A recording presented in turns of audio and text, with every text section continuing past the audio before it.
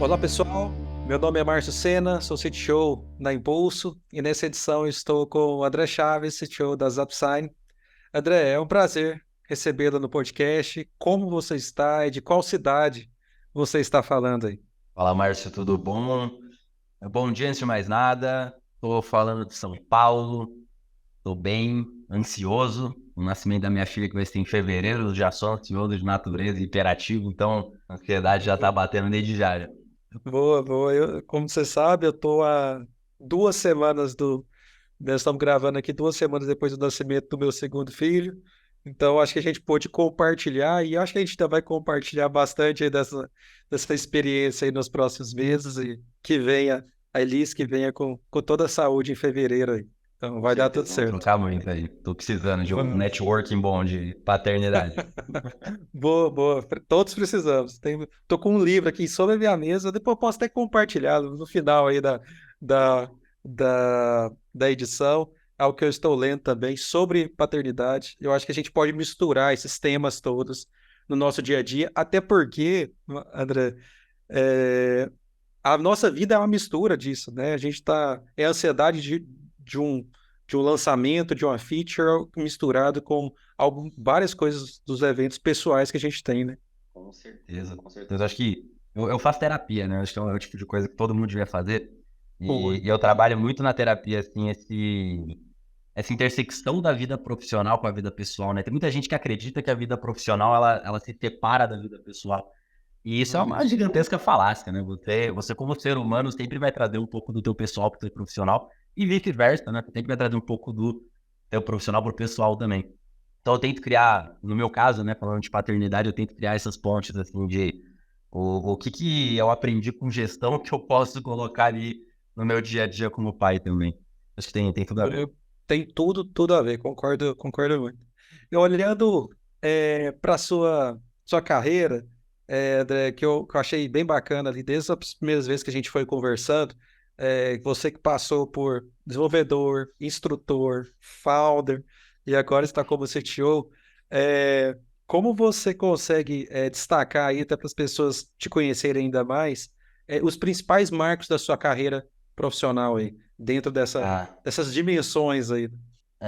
eu acho que tem marcos muito fortes, assim. Acho que o primeiro que eu destaco, e mais improvável de todos, foi justamente a minha primeira experiência profissional, porque eu sou filho de professora, né? Professora de escola pública, minha mãe é educadora na rede estadual de São Paulo, e eu cresci vendo a educação, como isso é transformador e é bonito, mas, ao mesmo tempo, eu nunca romantizei isso, porque eu vi o quão duro é a realidade dessas pessoas também, Sim. principalmente no estado de São Paulo, né? Com a precarização da educação pública e tudo mais. Então eu sempre falei pra minha mãe assim, eu nunca vou ser professor na minha vida, eu nunca vou dar aula na minha vida. Isso pra mim tem condições, tem chance e tudo mais. É impressionante, né? A gente bota pra cima, cai na testa, não tem erro. E coincidentemente, o primeiro emprego que eu arrumei lá na época da faculdade, quando eu tava procurando estágio, foi um estágio na Kaelo, na época, né, que acabou virando o Grupo Alura com o tempo, mas que na época ainda chamava Kaelo. Então, por recomendação do gigante Renan Sage, literalmente abriu a porta para mim lá dentro. O- Junto do Alberto Souza, que foi meu mentor na época, foi meu Sim. líder, né? Que hoje toca o canal do Dev Eficiente, trabalha na ZUP também, né? É, eu acho que esse foi o primeiro, assim, com certeza, um dos mais marcantes, porque eu não me via como um instrutor, eu não me via como uma pessoa que poderia passar conhecimento para frente. E junto do Alberto, do Renan e de vários outros instrutores da época, da Joviane, do Marco Bruno, todo mundo que trabalhou comigo lá, eu fui passando aula com geral, assim, estudei muito, muito, foram 3 meses, assim, que eu estudei. Nossa, foram dias e noites ali, até chegar a minha primeira turma, eu nunca vou esquecer, eu botei a mão, assim, na fechadura da porta para entrar na aula presencial, arrepiou todos os pelos do meu corpo, eu pensei, meu Deus, é agora. Entrei, entrei com tudo, dei uma baita aula, foi super bem sucedido. Hoje em dia, olhando para trás, eu faria mil coisas diferentes, né, mas naquela época foi super bem sucedido, assim. E dali pra frente eu comecei a me aprofundar muito, né? Eu larguei a faculdade, acho que é um processo que acontece muito na área de tecnologia, né? Quando você acaba entrando no mercado de trabalho e tendo as motivações, né? Do dia a dia ali, das resoluções de problemas e trabalhando como instrutor, um mar de coisas que você tem que estudar para passar para frente. Eu acabei me motivando muito mais com isso e acabei me aprofundando nisso, então eu fui seguindo, eu comecei dando aula de Java e orientação a objetos, depois fui pegando aula de PHP, de .NET, fui estratégico também, fui vendo os cursos que a galera dava menos naquela época. Todo mundo queria dar aula de Java, ninguém queria dar aula de PHP, muito naquela linha de realmente ser meio anti-PHP, né? Hater da Sim. linguagem, eu diria. Quem E aí foi me nunca ali, né? aprofundando. Quem nunca, né? Quem nunca, né? Quem nunca? Eu acho que é um momento da carreira do dev que todo mundo passa, Sim, né? De acabar sendo fanboy ou hater de alguma linguagem em algum contexto. E também faz essa, parte do processo você perceber que isso não tem nada a ver, que perfeito. linguagem serve para resolver problema, né? E, enfim, esse foi um dos grandes... Mas, ao mesmo tempo, falando ainda da minha carreira, eu lembro que eu tive uma síndrome de impostor muito forte na época da Kaelon, porque justamente por ter saído da universidade, começado a dar aula, mesmo sabendo que, putz, existe uma metodologia, existe uma apostila que a gente estudava em cima disso, e uma metodologia que o Alberto desenvolveu lá dentro, inclusive incrível, super replicável e tudo mais, você fica com aquele pé atrás, né? Eu tô dando aula para todo mundo aqui, todo mundo quer trabalhar em startup, eu mesmo nunca trabalhei em startup, você fica se sentindo meio mal nesse contexto, meio impostor, por mais inválido que isso possa ser. E aí eu decidi trabalhar em startup no mercado, então acho que esse primeira experiência da primeira startup que eu trabalhei também foi bem marcante, porque eu percebi que o mercado ele é muito menos organizado do que a gente imagina. A startup, ela tá, tem, a maioria delas, né, a gigantesca maioria delas está sendo composta por pessoas que estão ali pela primeira vez, ou por uma segunda, terceira vez que está no mesmo pé, mas que é muito baseada na tentativa e erro, no processo empírico. Então, eu aprendi muito ali sobre os perfis de desenvolvedores no mercado. Eu falava muito sobre orientação a objetos na Kaelon e cheguei num contexto onde tinham 10 ali de desenvolvedores que nunca ouviram falar disso na vida, ou que não colocavam isso em prática no dia a dia de fato. Aquilo também foi um choque, assim. Aí eu fechei esse projeto, depois eu fui para um outro, fiquei uns 7 meses ali, fechamos um escopo do projeto certinho. Eu falei, daqui pra frente vai ser da manutenção, vou procurar outro desafio. E aí eu entrei numa empresa que é um escritório de advocacia grande aqui em São Paulo. A gente estava automatizando alguns processos ali. E essa história também foi muito marcante. Acho que depois da experiência como instrutor, acho que essa foi a segunda mais marcante, porque eu percebi que não só existe um débito técnico ali no lado Uhum. das pessoas de TI, mas também existe no lado de gestão, de comunicação, né? De, putz, o CTO pegar com os stakeholders o que precisa acontecer de fato para repassar para os devs e, de fato, você poder executar o que faz diferença.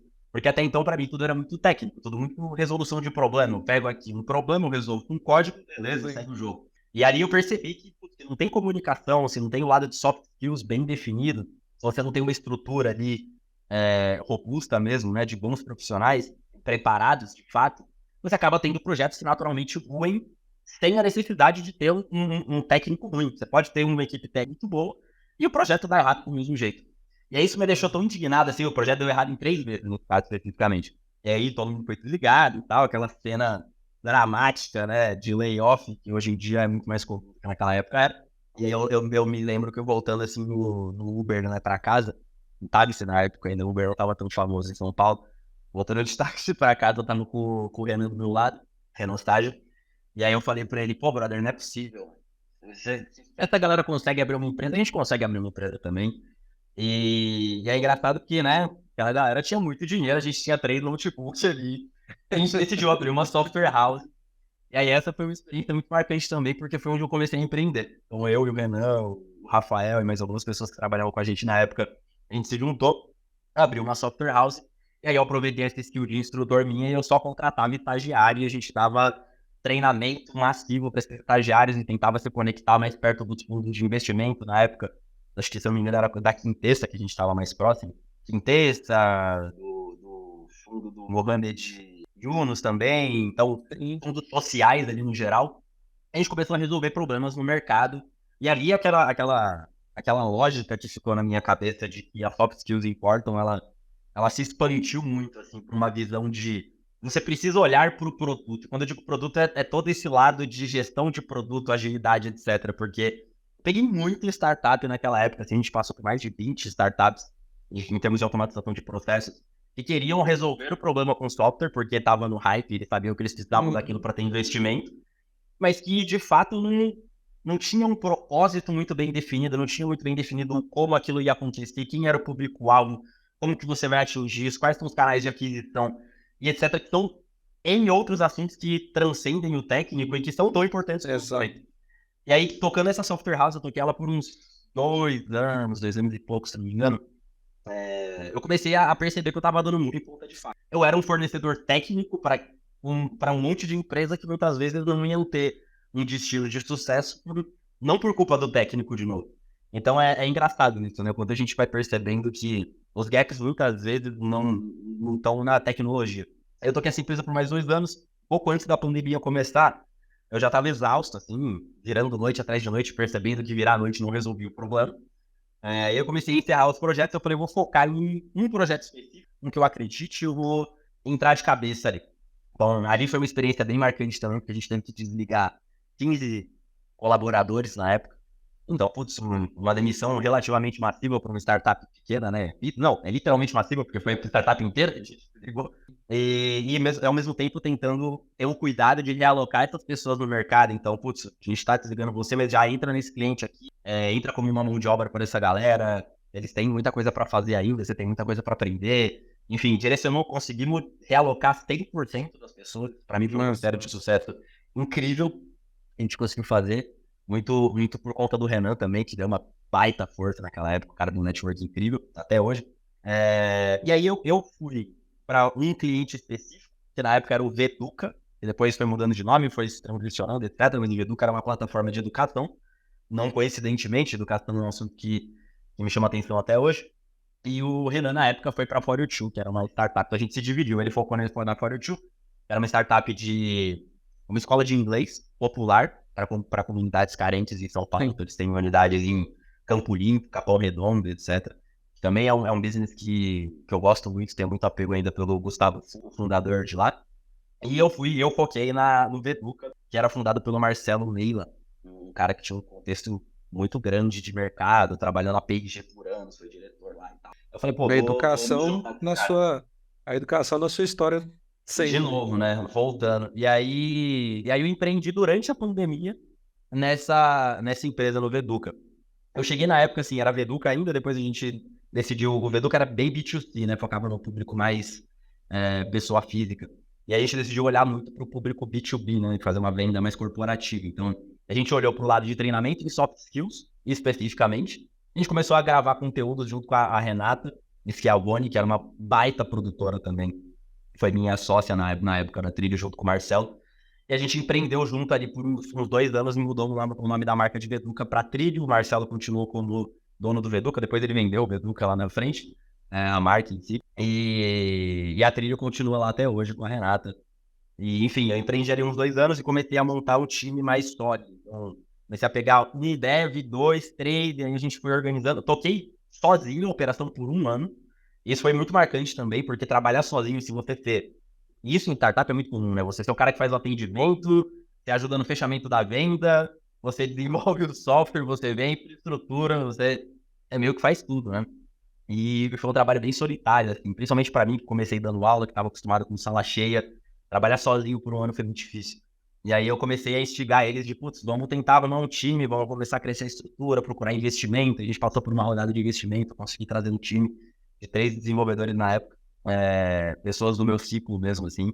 E eu comecei a desenvolvendo junto com essa visão, sempre desenvolvendo a galera, sempre buscando alguém que estava saindo ali. Eu lembro que na época eu peguei o Eduardo Milioma e o Fernando Miguelão e o Rafael Alves. E aí a gente se juntou os três ali, o Fernando e o Eduardo, eles estavam saindo da UFSCar, tinham acabado, estavam para se formar na UFSCar, engenharia da computação, por networking da minha prima, inclusive, é muita coincidência, e minha prima estuda na UFSCar, e ela é noiva, hoje ela é casada, né, com o Eduardo, e aí ela falou, pô, você conhece alguém que tá contratando dev aí? Eu falei, conheço eu. E aí ela mandou o WhatsApp dele, a gente começou a trocar ideia, eu vi que o cara tinha perfil. No primeiro momento, fui meio incrédulo, assim, de será, pô, recomendação familiar, né? Você vai pôr o pezinho atrás ali. Mas o cara é super pronto ao filme. Ele chegou com uma experiência pequena de mercado ali, quase não tinha trabalhado em startup, e a gente começou a desenvolver em cima. E aí, esse foi um case muito bonito. Assim. Um cara que chegou sabendo pouco de desenvolvimento de software, mas foi passando por um plano de desenvolvimento ali individual, que inclusive eu faço até hoje com os desenvolvedores da Rapsai, e foi se desenvolvendo, e foi absorvendo, e foi colocando isso em prática, e foi observando, enfim, hoje ele trabalha comigo nas Upside também, ele é um dos tech leads no time, assim, um case incrível. Mas enfim, eu toquei ali a trilha por um tempo, por uns 2 anos também. Cheguei a virar sócio lá dentro e tudo mais. E aí eu abri mão da minha porcentagem, da minha sociedade, e comecei a olhar um pouco pro mercado, assim. E aí naquela época que eu tinha trabalhado no escritório de advocacia, eu tinha conhecido um advogado que tinha um baita interesse por software, e o Renan ajudou a desenvolver ele em termos de software mesmo, né? De dar aula. Sim. Cara, ele ia lá na Software House pra ter aula toda semana e tudo mais. Chamava Renato. E o Renato era um advogado formado na USP, né? Na San Fran, mas com uma visão pragmática incrível. O cara tinha. Ele passava pra gente toda a regra de negócio na época lá do escritório de advocacia, ele como gerava um contrato, os detalhes. O cara tinha a visão assim de ver um pixel que estava errado, ele conseguia ver. Sim. E a gente falava, não é possível, ninguém vai reparar nisso. Se a gente passasse, o advogado seguinte via com certeza também. Então, era incrível, assim, como o Renato conseguia repassar essa regra de negócio para desenvolvedores de interesse. E aí, depois dessas aulas, assim, na época da Software House, ele acabou começando a botar a mão na massa mesmo. Então, começar a procurar problemas no mercado para resolver e tal. E uma dor que ele sentia muito como advogado, ele se juntou com um outro empreendedor, advogado também de Minas, chamado Getúlio, era que eles não conseguiam pegar o link do contrato digital e mandar por WhatsApp para a pessoa assinar. Uma parada que parece super simples, né? Super trivial, mas que o mercado até ali não fazia, né? O padrão até então era se compartilhar por e-mail, por SMS, que seja, mas por WhatsApp ninguém tinha olhado por esse viés. E aí o Renato sentou com as skills dele de desenvolvimento de software, literalmente assim, em 48 horas, junto com o Material UI da vida, né? Essas bibliotecas, esses frameworks Sim. de interface, né?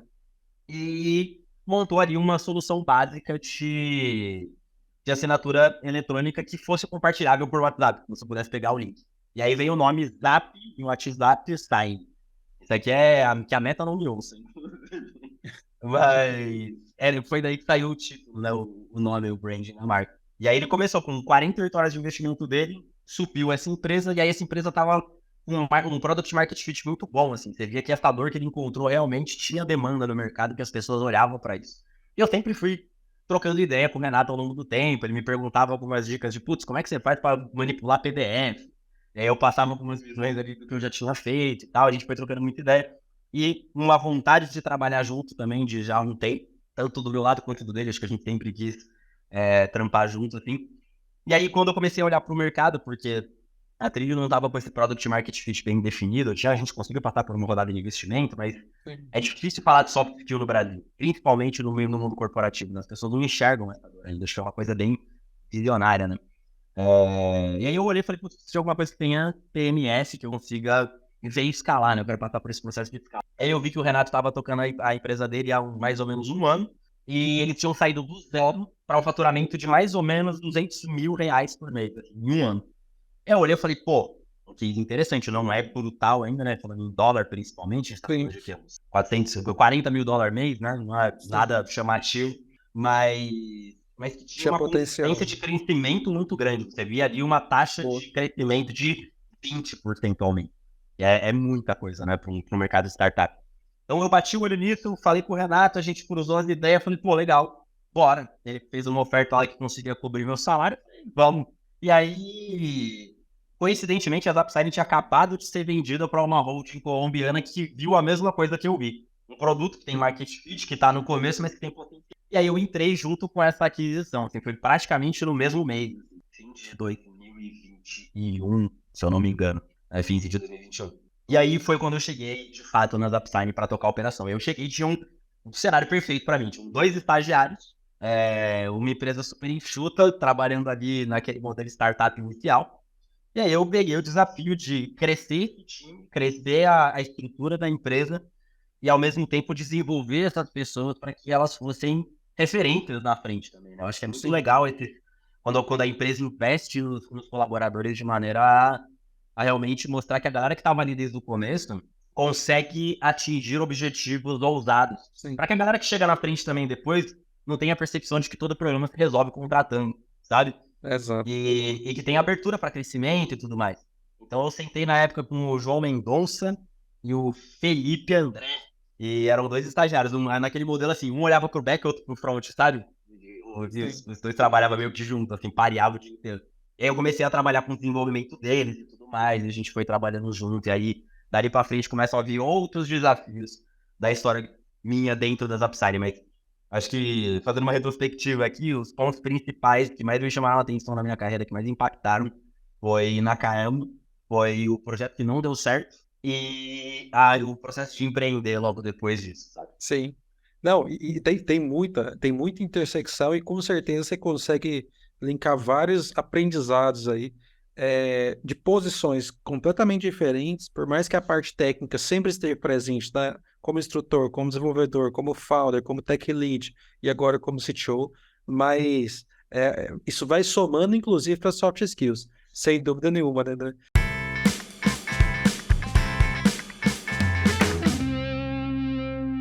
E dúvida. pensando especificamente nas upside aí, qual que é o seu maior desafio técnico hoje? Né? Você falou de 2021, nós estamos 2 anos já se passaram aí. Imagino que o time esteja um pouco maior, os problemas estejam mais complexos. Qual que é o seu maior desafio hoje? Cara, acho que o maior desafio, assim, tem alguns pontos técnicos de fato, mas eu acho que os maiores eles são não técnicos, são de recrutamento e seleção, de diversidade, que é uma coisa super difícil de falar dentro de tecnologia. Mas falando sobre o lado técnico, acho que tem muito um lado de como lidar muito bem com PDFs, né? Porque você começa a entrar em corner cases, e numa Ex- startup desse tamanho aqui, é tranquilo. Pô, a gente tem 10 clientes. Um teve problema ali, fala pro fulano converter o PDF no I Love PDF lá e acabou, sabe? E funciona muito bem, funcionou muito bem por muito tempo. Aí você começa a chegar nos casos assim, tem uma planta de arquitetura que tem que assinar, e aí você tem uma página que é A3 e uma outra página que é A2, sabe? E você começa a ter página vertical, página horizontal, como é que você lida com o posicionamento da rúbrica nesse contexto, da assinatura? E aí a gente começa a desenvolver algoritmos do tipo, putz, eu não sei o tamanho da página, então eu preciso trabalhar com alguma coisa que seja percentual. E aí você bota um plano cartesiano percentual em cada página. Enfim, esse algoritmo, inclusive, ele é acessível via API das Upside API pública. Quem quiser dar uma olhada lá depois pode ver. A gente trabalha literalmente assim, com posicionamento de rúbrica percentual no plano cartesiano percentual.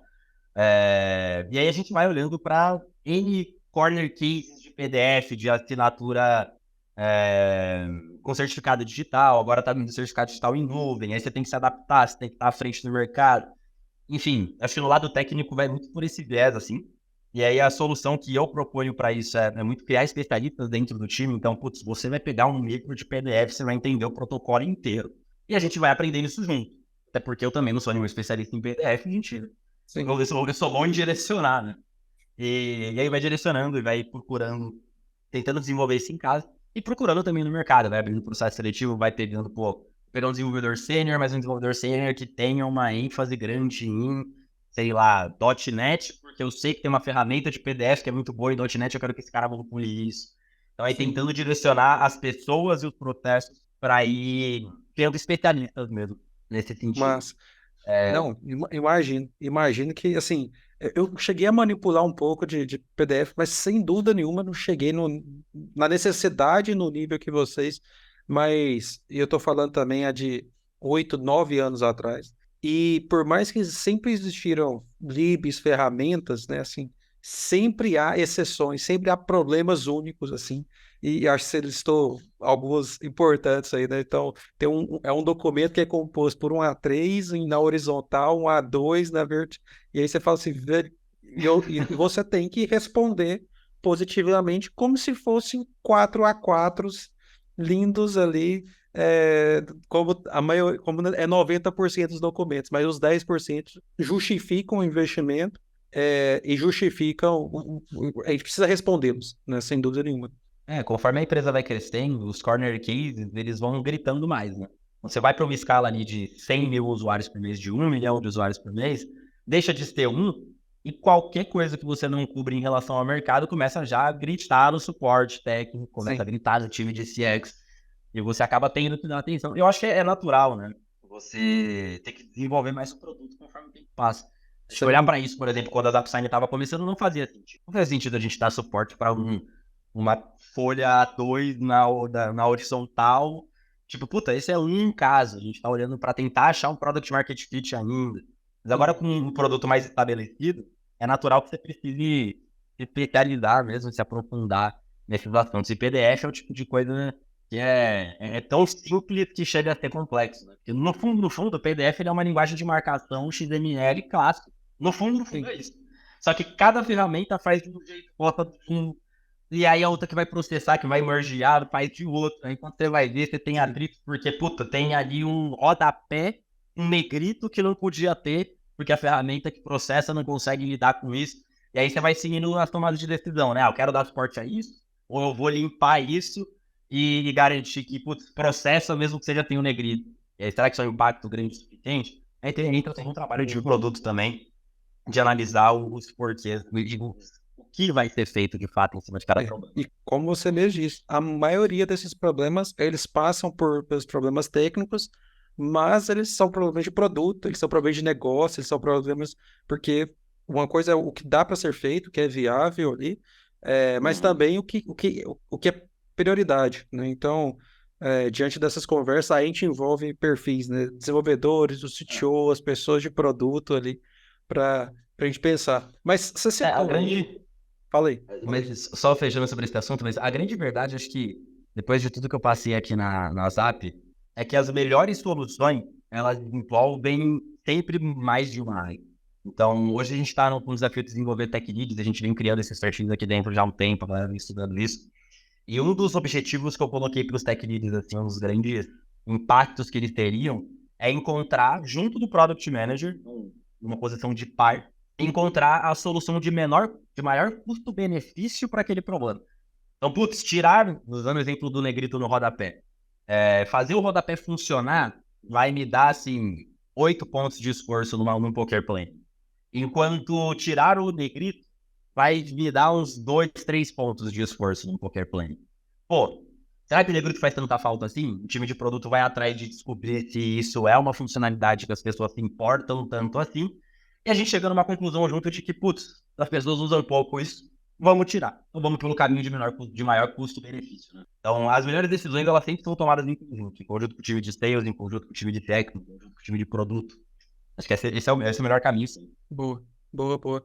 E você falou de outros desafios aí, e aí esses minha orelha já ficou atenta, porque é atração e desenvolvimento de profissionais, que é o que a Impulso faz desde o T0 aqui dessa história, que é especialmente com times remotos.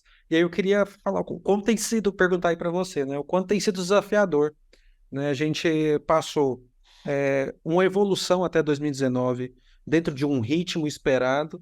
2020, 2021 e 2022 nós tivemos um boom Bom, em né? toda essa digitalização que o mundo sofreu devido à pandemia. E aí a gente vem com o segundo semestre de 2022 completamente diferente, com um desaquecimento, né? Grande dessas oportunidades, muitos layoffs. Qual tem sido, né, o desafio das Upside, assim, quanto à atração e desenvolvimento desses profissionais de tecnologia, de crescer de uma forma saudável? Eu acho que aqui você tem 3 frentes, né? Um é recrutamento e seleção, o outro é retenção e desenvolvimento, são duas coisas que andam muito juntas. E o terceiro é saúde financeira também. Tem que ter uma responsabilidade muito grande com o lado financeiro que os founders aqui têm muito forte desde o dia zero também. Mas começando pelo recrutamento e seleção, acho que um dos grandes desafios é garantir que você tenha um time que realmente é diverso. Quando eu digo diverso, é no sentido de você tem pessoas de perfis, de lugares diferentes, de crenças diferentes, quanto mais diferenças tiver nesse contexto, tem pesquisa sobre isso, inclusive, né? As pessoas tendem a propor soluções mais diversas e, naturalmente, você acaba encontrando soluções melhores. Então, além do lado social disso, né, que é super importante hoje em dia de falar, tem o lado de você ter um produto melhor por conta disso, você ter soluções melhores. Então, eu acho que esse é um desafio muito grande, porque quando a gente fala de inclusão, né, de diversidade, são coisas diferentes, embora tenham parecido, no mercado de tecnologia, a gente inevitavelmente chega no ponto de falar sobre a porcentagem de mulheres.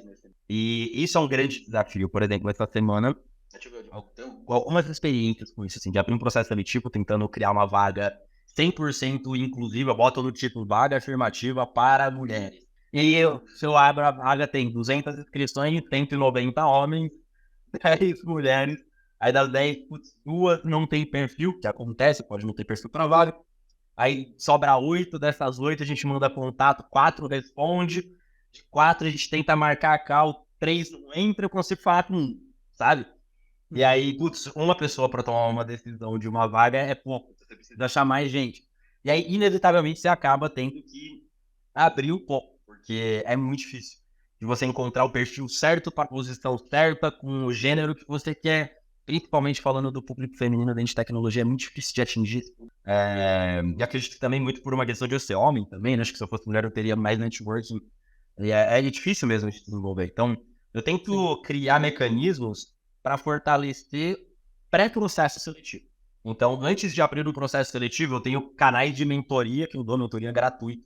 Então, eu pego uma galera, e agora com perfis exclusivos femininos, para sentar e fazer uma vez por semana ali um encontro de 1 hora e direcionar e fazer o mesmo plano de desenvolvimento que eu faço com os devs dentro do time, mas com uma galera que ainda não teve essa oportunidade.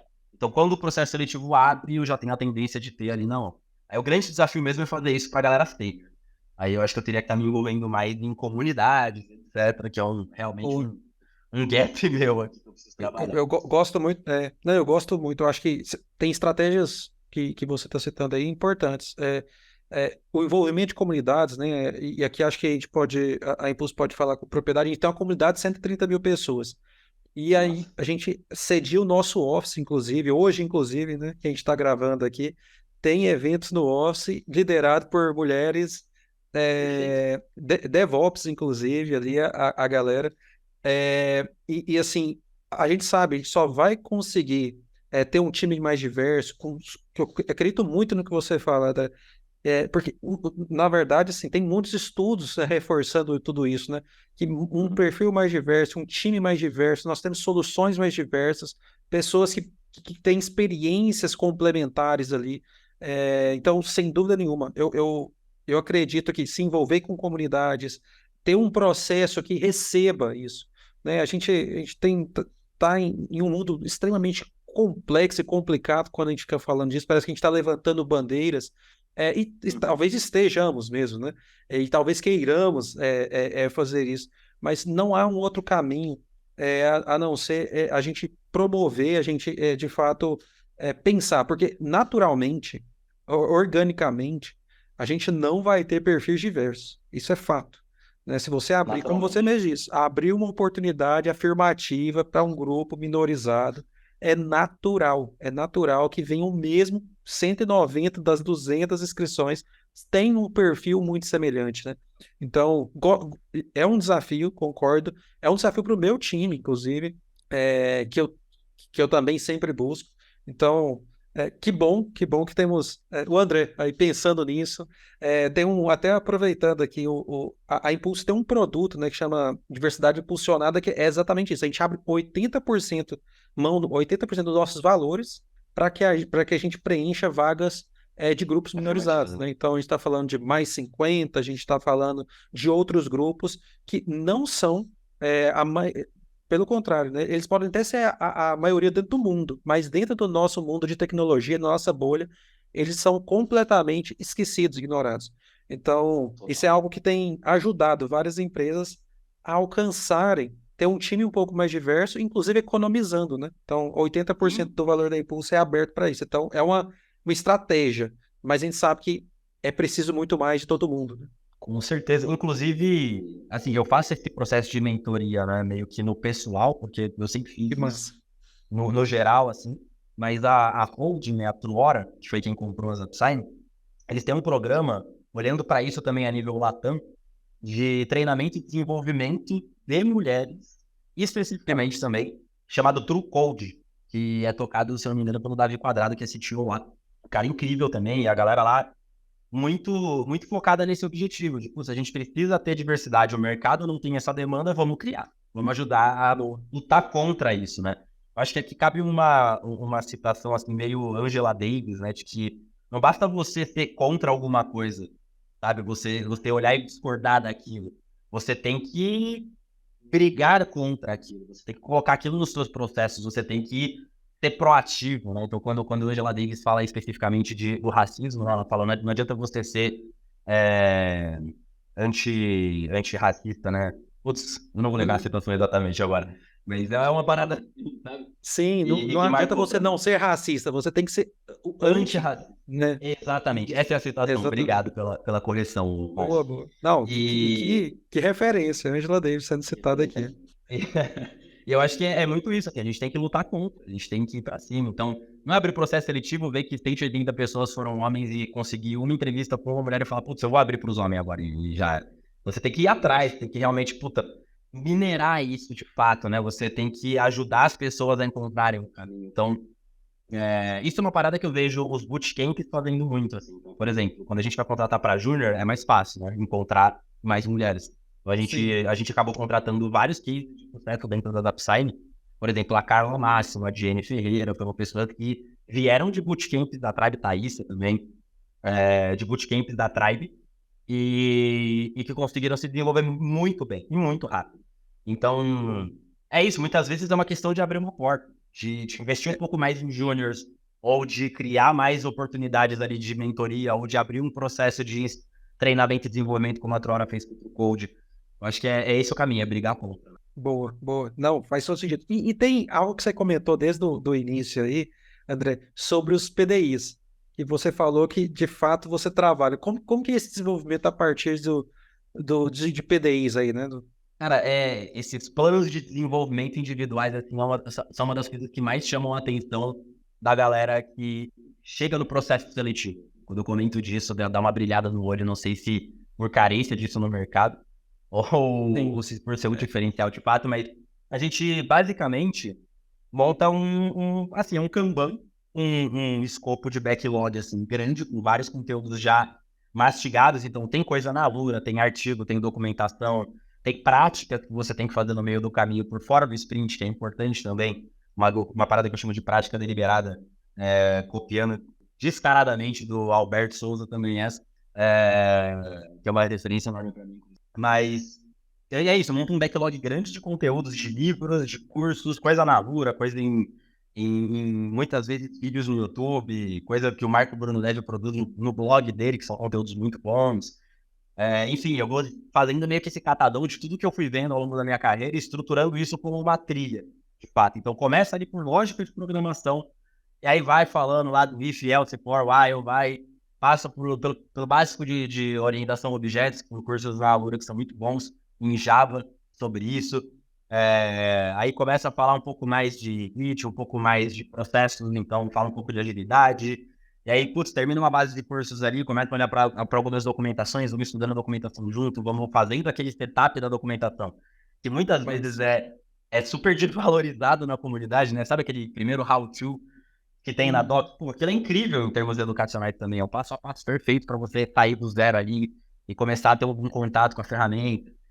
E depois a gente vai para livros, então, putz, chega ali a falar dos clássicos, né? O TDD do Kent Beck, o Refactoring do Martin Fowler, até alguns mais básicos também, como o Clean Code do Uncle Bob.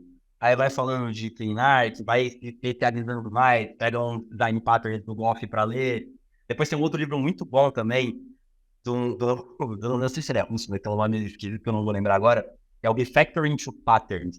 Vou até procurar aqui, porque esse livro é Boa, boa. maravilhoso. A gente, Do quem está Josh nos ouvindo ou Cornelius. nos vendo aí, boa. Eu vou deixar nas descrições aí. E se você está assistindo no YouTube, o link já apareceu aí, sem dúvida nenhuma. Boa. O Então, Refactoring to para a Patterns galera. do Joshua Kelievski. Então você tem, enfim, uma infinidade ali de bibliografias que eu vou trazendo e que eu vou colocando e eu vou descobrindo também com o tempo, eu vou incrementando nesses planos de desenvolvimento, que acaba tirando a galera ali daquela posição mais estagnada dos júniors de sem saber para onde ir, porque tem tanta coisa para estudar que é difícil de tomar uma decisão.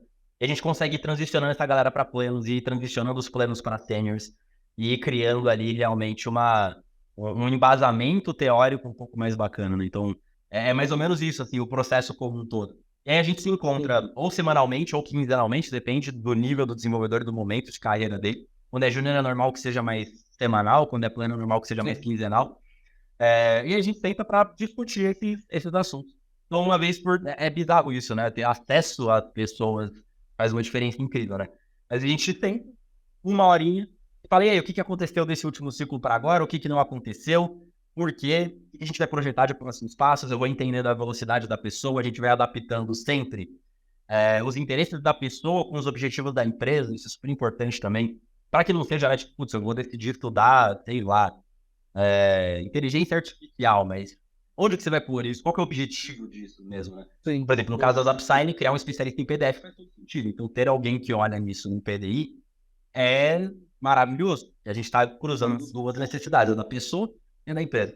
E a gente vai fazer isso de forma cíclica e infinita, basicamente.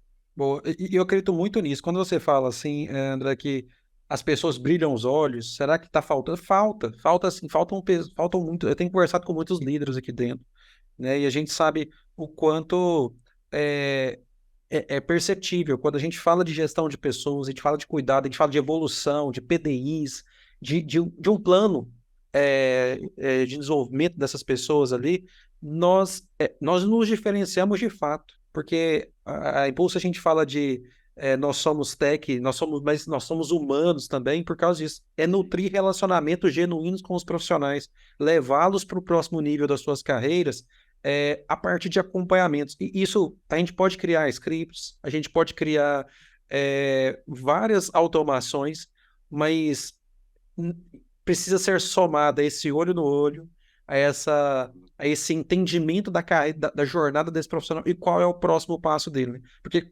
só agora, nesses últimos 40 segundos, você listou pelo menos uns 7 livros, e cada um deles aí, alguns, muitos que eu já li, inclusive, tem 300 páginas. O Clean Code, por exemplo, tem 300 páginas, pelo menos ali.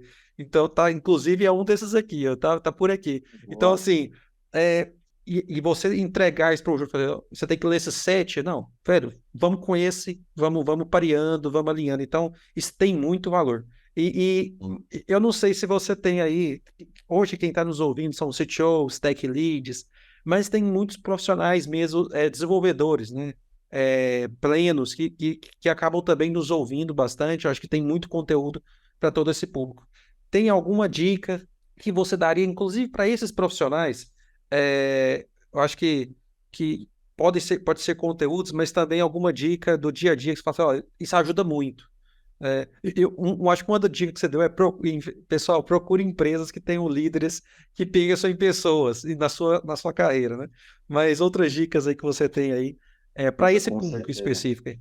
Eu acho que o primeiro ponto é esse que você levantou, assim. Você tem que encontrar um lugar que te permita olhar para esse lado, sabe? Se é uma empresa que não investe, e eu sei que é difícil de achar, então muitas vezes a gente acaba ficando sem escolher, escolhe o que precisa escolher, né? Mas se você puder escolher, escolhe um lugar que realmente, na entrevista, você tem que entrevistar o teu entrevistador, sabe? Eu Você tem que gosto sentar ali disso e falar, demais. brother, como é que tá a saúde financeira dessa empresa? Teve um cara que eu entrevistei recentemente, tá tendo um baita case de sucesso dentro da Zap também, que é o Carlos Gilbert, mora na Praia Grande. O cara chegou, um dev pleno, chegou pra mim na entrevista e falou, como é que tá a saúde financeira da empresa? Vai ter layoff? Boa, Eu fiquei, porra, bonito de ver, bonito. Primeira pessoa que me pergunta isso numa entrevista. Eu acho que isso deveria acontecer mais, sabe? Como que tá a saúde financeira? Como que é a estrutura de vocês? Vocês dão abertura para as pessoas se desenvolverem? Tem algum plano de carreira, né? A galera chama de plano de carreira, ou plano de estudo, ou plano de desenvolvimento, que seja, porque a empresa que não investe no desenvolvimento da pessoa que está trabalhando ali, naturalmente, não vai conseguir ter um time de alta performance, não vai conseguir ter um time que produz com qualidade e com velocidade, que são dois conceitos que são difíceis de atingir, né? Sempre uma balança. Então, se você não investe em educação, se você não investe em desenvolvimento dessas pessoas, fatalmente você não vai ter uma empresa que produz mais. Então, é de interesse da empresa investir tempo dessa pessoa para o desenvolvimento dela, naturalmente. Isso é uma parada que o Sim. Alberto fala muito no canal dele lá no Dev Eficiente. Eu acompanho, inclusive, meio de longe assim, mas eu acompanho. E é fatal. É fatal. Não existe uma empresa que produza bem, com qualidade, com velocidade, que não investe em educação. Isso não existe. E, naturalmente, a pessoa vai acabar caindo no meio. Mas, além disso, além desse lado de olhar para os processos seletivos, né, é você ser crítico e ter um pensamento científico, de fato, em cima de cada decisão que você toma, cada coisa que você executa, né? Tem uma palestra do Martin Fowler que eu gosto muito, Que ele fala que a responsabilidade do desenvolvedor não é só codar. Aquilo que você escreve traz. Você está impactando o planeta com aquilo de alguma forma. Então, se você é uma pessoa que desenvolveu um sistema que faz alguma coisa, alguma atitude criminosa, você é tão criminoso quanto a pessoa que está usando o teu sistema, entende? Então, se você faz uma página web que seja, por mais simples que seja, que trabalha com a divulgação, sei lá, de trabalho escravo, você tem responsabilidade por isso. Então, é trazer isso pro teu dia a dia e realmente ser crítico com cada coisa que você faz. Aí, além do software, e pensar, pô, será que o que eu tô fazendo aqui faz sentido? Eu lembro que tem uma história muito boa disso. Eu lembro que teve um boom lá para 2020, mais ou menos, sobre gamification no mercado. Todo mundo queria botar gamification em tudo, assim. E eu lembro que eu trabalhava numa escola, né? A gente trabalhava na TRI. E fatalmente o CEO trouxe essa demanda. Por que a gente não bota gamification no processo, né? E aí eu falei, por quê? Qual que é o objetivo de fato com isso, né? O que a gente quer atingir com isso? O que significa implementar?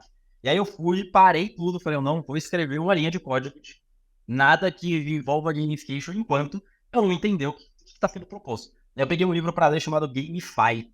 Não lembro o nome do autor, agora eu posso procurar aqui. Gamify,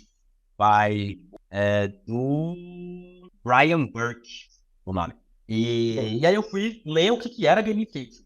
Então fui descobrindo e fui escrever até um artigo sobre isso, porque eu gosto de escrever artigos sobre os livros que eu li, como um processo de reafirmar aquele conteúdo na minha cabeça no meu Consolidando. blog lá.